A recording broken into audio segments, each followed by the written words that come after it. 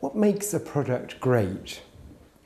The 3 or 4 things that I would look for in a product, what makes a great product, is that firstly that it's easy to use, that you don't need to think about what you need to do. You don't have to spend time reading a manual, that it's intuitive and simple and obvious of how you should use that.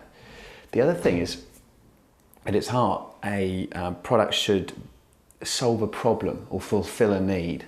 So, for example, the electric cars that are coming out today, they solve an essential problem in the world, which is that we are running out of oil, and at the same time there is a problem with global warming caused by burning fossil fuels. So that's a great example, electric car, of something that solves a problem. And the third point is simply that it should be functional, that it should be helpful, that it should make your life easier and make things better in some way. It's the Tesla Roadster. It's the new electric vehicle which goes from 0 to 60 miles per hour in 3.4 seconds. I drove one in France from Nice to Cannes about a month ago, and I've never driven a car as exciting as this. Driving it is like a cross between driving a Scalextric car, a bumper car that you used to have at the old fun fairs and probably still do have at fun fairs, and a rocket ship. The response that you have from the accelerator is instant. So it's not like with a turbo lag. It's not driving a petrol driven car where there's some gap between when you push the pedal and it goes.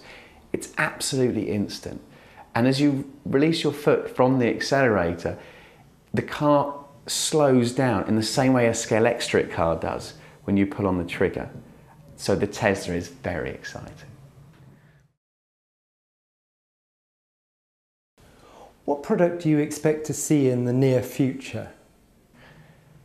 There's a number of innovations that I think are happening at the moment that will give us new and exciting products. Possibly one of the most exciting is the driverless car. Not because I don't like driving, but sometimes driving can be very boring. Driving in cities is a pain as opposed to driving in the countryside.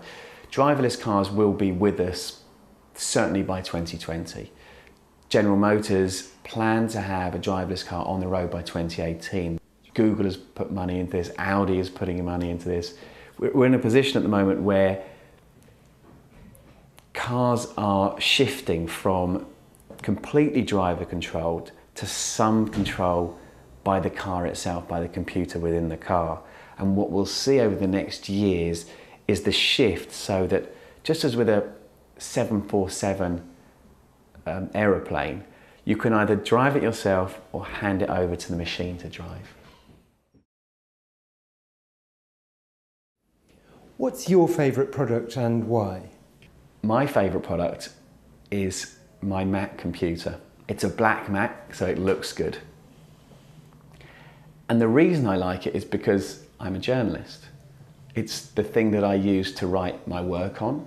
I'm writing a novel. It's the thing I use to write my novel on. It connects me to email because obviously I have Wi-Fi at home. When I go to a cafe, I have Wi-Fi. I take it with me when I go on holiday and I go to places that have Wi-Fi. I can Skype video and talk to friends in New York. I can Skype video and talk to friends in Australia. I'm in constant contact with my parents through the machine, and it has the wealth of the internet, the information that is there and all the people that can connect me to. So for me, my computer and its connection to the internet and its connection to people around the world makes it invaluable and makes my life more connected and more fun.